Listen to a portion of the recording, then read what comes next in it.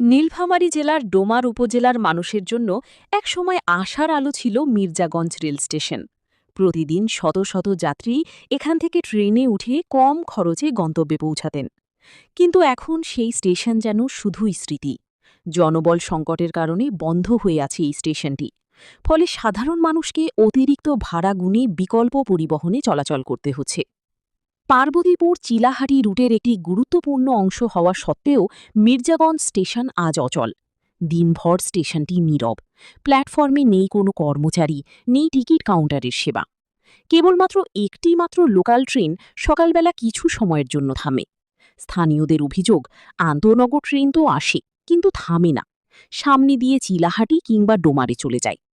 শিক্ষার্থী, চাকরিজীবী, দিনমজুর কিংবা অসুস্থ রোগী সবাইকেই গুনতে হচ্ছে দ্বিগুণ ভাড়া। স্টাফ নাই, কোনো আর কিছু নাই।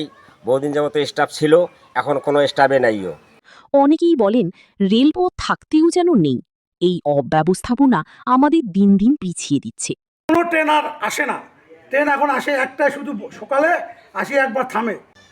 বিগত 25 বছর ধরে অবহেলিত অবস্থায় পড়ে আছে।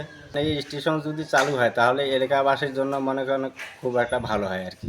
মির্জাগঞ্জ রেল স্টেশন শুধুই একটি ভবন নয়, এটি ছিল এই অঞ্চলের মানুষের ভরসার জায়গা, উন্নয়নের সহযাত্রী। সেটিকে এভাবে ফেলে রাখা মানে হাজারো মানুষের স্বপ্নকেই থামিয়ে রাখা।